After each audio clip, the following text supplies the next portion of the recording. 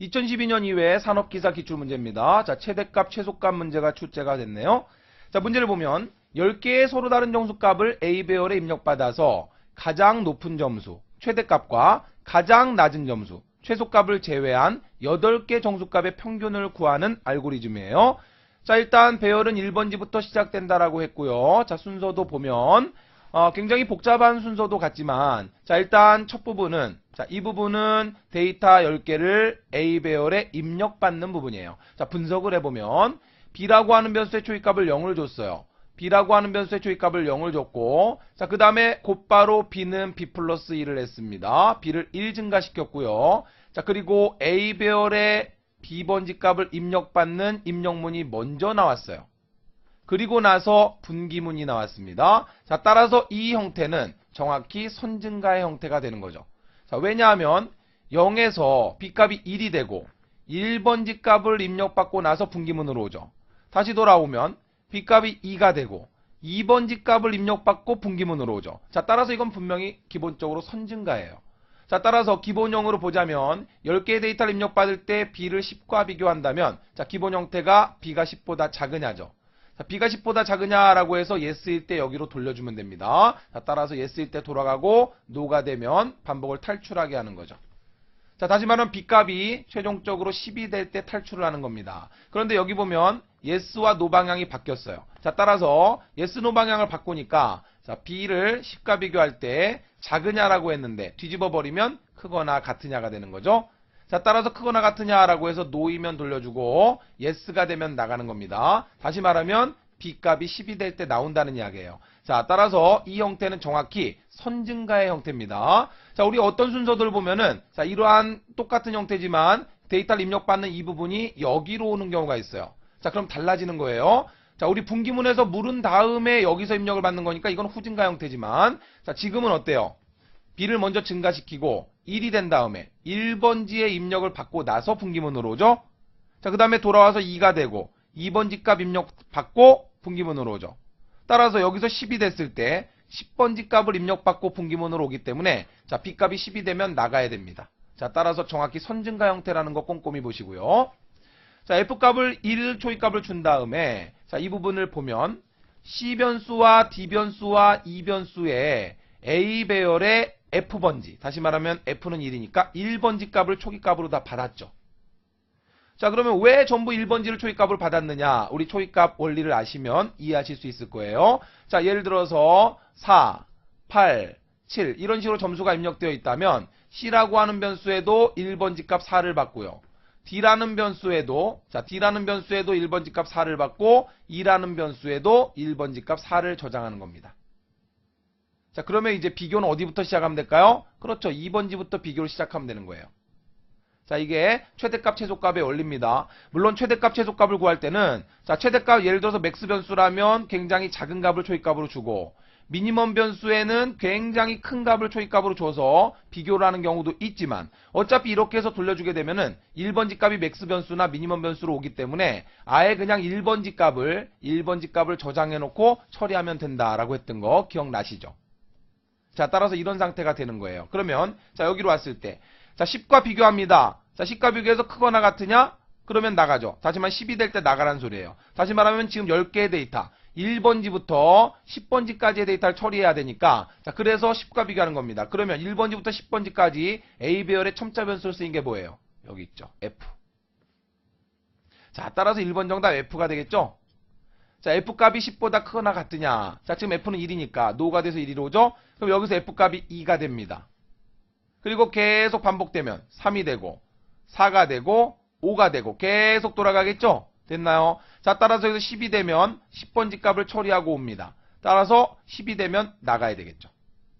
자, 따라서 첨자 변수 F를 1에서부터 시작해서 10이 될 때까지 돌려주는 거예요. 자, 2가 돼서 2번지 처리하고 3이 돼서 3번지 처리하고, 자, 이런 식으로 돌아가기 때문에 F값이 10이 된 다음에 10번지 처리하고 올 거니까 F가 10이 될 때 나가야 되죠. 따라서 F가 10보다 크거나 같으냐? S이면 나가는 거죠.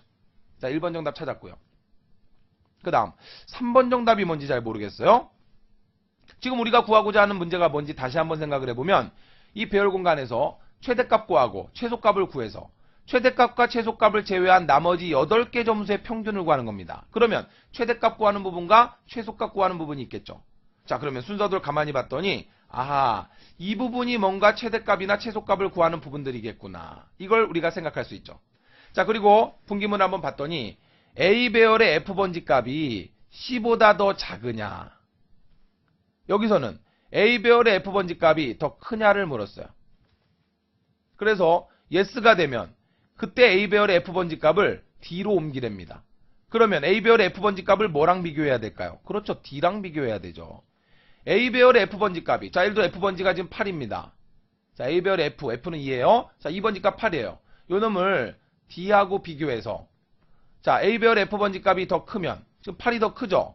그러면 그 8을 새롭게 D로 옮기랍니다. 자, 잘 보세요. D 값이 1번지 값 4를 가지고 있었는데, 비교해서 A배열의 F번지 값이 더 커요. 그러면 이 A배열의 F번지 값 8이 D로 들어옵니다. 그러면 우리가 이게 뭐라는 걸 알 수 있어요? D 변수가? 그렇죠. 최대값 변수라는 걸 알 수 있죠?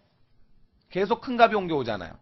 그럼 반대로 C 변수의 값보다 A배열의 F번지 값이 더 작은 값이 나오면, 예를 들어서 F가 1 증가돼서 F가 3이 됐다라고 해보죠. 자, F 값이 3이 됐는데 여기에 2라는 값이 있다라고 해봐요. 자, 3번지 값이 2입니다. 그러면 A배열의 3번지 값이 2예요. C 변수에는 1번지 값 4를 가지고 있습니다.